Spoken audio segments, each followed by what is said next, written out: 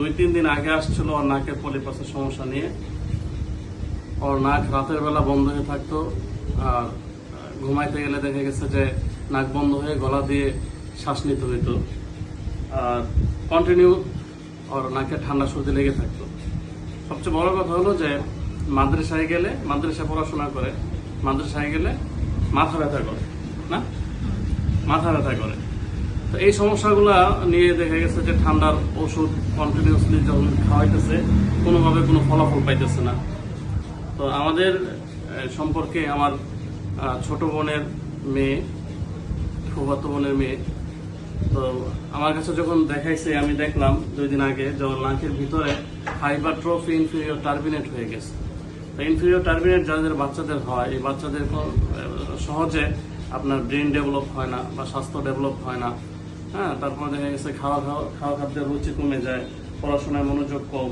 হ্যাঁ, তারপর দেখা গেছে যে মাথা ব্যথা, ঠান্ডা সর্দি লেগে থাকা, গলা ব্যথা, টনসিলের সমস্যা দেখা দেওয়া, এই সমস্যাগুলো হয়। তো এই যে যখন আসছে তখন আমি এই পাশের পলিপাসটা দেখছি যে টোটালি বন্ধ হয়ে গেছে, টোটালি বন্ধ হয়ে গেছে, মাংসপিণ্ড বেড়ে হাড়ের সাথে লেগে গেছে। হাড়ের সাথে লাগার কারণে আপনার এই পাশে যে হাড়টা ভিতরে দেখা যায়, হাড়টা বাঁকা হয়ে গেছে বাচ্চার। যদি এই হাড়টা আমার কাছে না নিয়ে আসতো 2-3 দিন আগে, তো দেখা গেছে যে হাড়টা আরো বাঁকা হয়ে যেত। তো 15-16 বছর আগে কিন্তু বাচ্চাদের অপারেশন হয় না, নাকের একটু রিস্কি থাকে।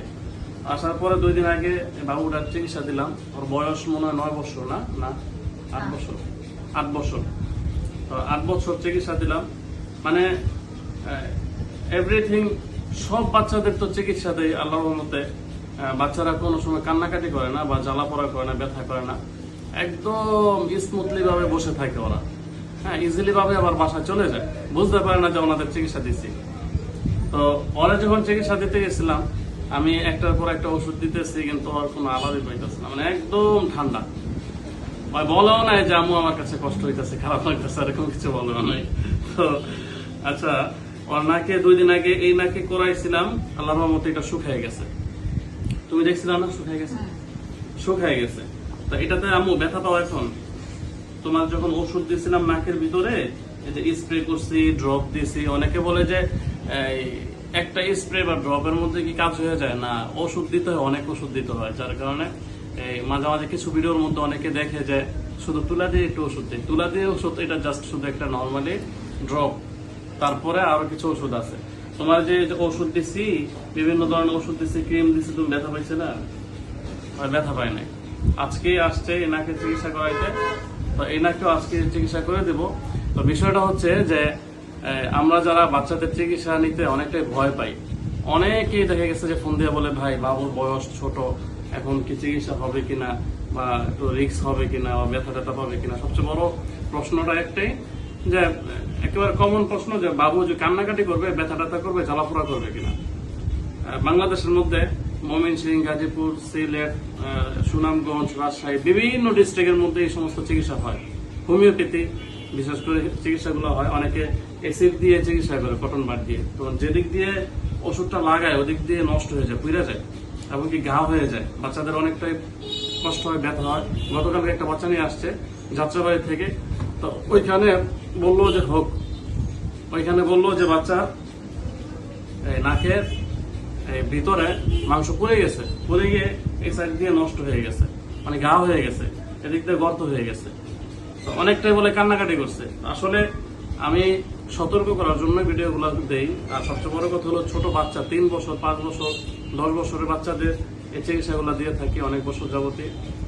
যারা ভয় পান, ভয়ের কিছু নেই, একবারে নিশ্চিন্তে নিতে পারেন। আরেকটা ব্যাপার হলো যে সুস্থতার মালিক কিন্তু আল্লাহ, আমি একটা ওসিলা, ওষুধ ওসিলা। তো এই চিকিৎসাগুলো দেওয়ার পরে যে কাজ করবে কিনা বা এটা সারবে কিনা, হ্যাঁ 100% আল্লাহ সুস্থ করবে, 100% গ্যারান্টি দিতে পারবো যে এই ভিতরে যদি পলিপ থাকে বা টার্বিনেট থাকে, তো 100% এটা ক্লিয়ার হয়ে যায়। সাথে সাথে এখান থেকে ক্লিয়ার করে দেই। এটা মেডিসিনটা কাশরাকার্মা, ইন্ডিয়ান একটা ওষুধ। এটা দেওয়ার পরে পলিপটা ড্যামেজ হয়ে যায়, রক্ত চলাচল বন্ধ করে দেয়, কালো হয়ে যায়। তারপর 2-1 দিনের মধ্যে এটা শুকিয়ে পড়ে যায়। এর মধ্যে কোনো রিস্ক নেই বা অ্যান্টিবায়োটিকও খেতে হয় না। নর্মাল 2-1 দিন পরে ইজিলি ভাবে এটা শুকিয়ে পড়ে যায়। এই যে এখন একটা ওষুধ দেবো, একটা ওষুধ দিব, হয় কোনো ব্যথা পাবে না, কিছু পাবে না। হ্যাঁ ভাই একটু বসেন, আসতেছি। এই যে দেখেন, এটা দিতেছি।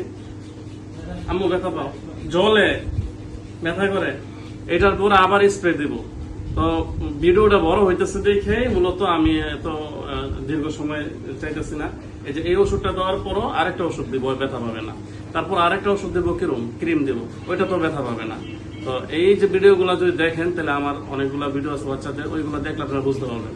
তো যাই হোক, ওর জন্য দোয়া করবেন যাতে আল্লাহ তাআলা ওর সুস্থ করে দেয় আর ওর মা বাবার নেক সন্তান হিসেবে কবুল করে। এটাই। ধন্যবাদ। সাথে থাকুন।